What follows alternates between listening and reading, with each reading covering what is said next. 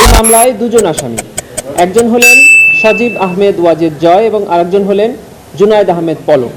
সজীব আহমেদ ওয়াজেদ জয় জুলাই গণঅভ্যুত্থান চলাকালে তৎকালীন প্রধানমন্ত্রীর আইসিটি উপদেষ্টা ছিলেন এবং জুনায়েদ আহমেদ পলক আইসিটি প্রতিমন্ত্রী হিসাবে তৎকালীন সরকারের দায়িত্ব পালন করেছেন। আমরা চার্জ গঠনের শুনানিতে বলেছি যে জুলাই গণঅভ্যুত্থান চলাকালে সরকার পরিকল্পিতভাবে ইন্টারনেট সেবা প্রথমে স্লো করে দিয়ে এবং পরবর্তীতে সম্পূর্ণরূপে বন্ধ করে দিয়ে এই আন্দোলনে যারা ছাত্র জনতা নিরীহ নিরস্ত্রভাবে শান্তিপূর্ণ আন্দোলন করছিল তাদের উপরে মানবতা বিরোধী অপরাধ পরিচালনা করেছে এবং সেই তথ্য দেশে এবং দেশের বাইরে যেন মানুষ জানতে না পারে সেই জন্য পরিকল্পিতভাবে ইন্টারনেট বন্ধ করেছে। শুধু তাই নয়, এই আন্দোলনকারীরা যেন পরস্পর যোগাযোগ করতে না পারে সেজন্য এই ইন্টারনেট বন্ধ করা হয়েছে। এর প্রমাণ হিসাবে আমরা এই আসামিদের নিজস্ব কথোপকথন ট্রাইব্যুনালে জমা দিয়েছি, যেটি সরকারি প্রতিষ্ঠান এনটিএমসি কর্তৃক রেকর্ড করা হয়েছিল, যেটি তৎকালীন সরকার রেকর্ড করতেন তাদের প্রয়োজনে, কিন্তু আজকে তাদের রেকর্ড করার ডকুমেন্ট আমরা হাতে পেয়েছি এবং ট্রাইব্যুনালে জমা দিয়েছি। সেই কথোপকথন থেকে পরিষ্কারভাবে দেখা যাচ্ছে যে জুনায়েদ আহমেদ পলক তৎকালীন একজন প্রভাবশালী অ্যাডভাইজারের সাথে মোবাইল ফোনে কথোপকথন করছেন।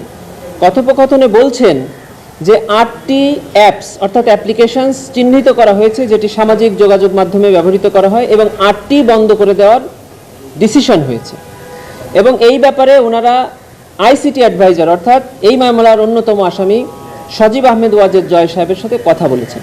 আমি ছোট্ট একটি লাইন আপনাদের সামনে, যেটি ট্রাইব্যুনালে আমরা পড়ে শুনিয়েছি, পুরো কথোপকথনটাই তার একটি লাইন আমি আপনাদের সামনে জানাচ্ছি। এখানে অ্যাডভাইজারের উল্লেখ করে অর্থাৎ জনাব সজীব আহমেদ ওয়াজেদ জয়ের উল্লেখ করে উনি বলছেন, জয় সাহেব বলেছেন, এখন উনি বলেছেন তুমি রেডি থাকো তোমার পসিবল সব কিছু সক্ষমতা নিয়ে, যখন মা বলেন সিগন্যাল ইয়েস তখন ওপেন, যখন বলবে নো তখন ব্লক, এই বন্ধ। এরকম অসংখ্য কথোপকথন থেকে দেখা যায় যে তৎকালীন সরকারের এই দুজন দায়িত্বশীল ব্যক্তি যারা এই মামলার আসামি তারা পরিকল্পিতভাবে এই গণঅভ্যুত্থানে নিরীহ নিরস্ত্র ছাত্র জনতার উপরে নির্যাতন এবং নিপীড়ন চালানোর উদ্দেশ্যে ইন্টারনেট পরিষেবা বন্ধ করেছিলেন। শুধু তাই নয়, তারা তৎকালীন সরকারকে ক্ষমতায় টিকিয়ে রাখার জন্য শেষ পর্যন্ত 5ই আগস্ট পর্যন্ত এই ইন্টারনেট বন্ধ রেখেছিলেন। এই ইন্টারনেট বন্ধ রাখার জন্য সরকারি চিঠি নথিপত্র আমরা সবই ট্রাইব্যুনালে জমা দিয়েছি। আজকে প্রসিকিউশনের পক্ষ থেকে চার্জ হিয়ারিং সমাপ্ত হয়েছে।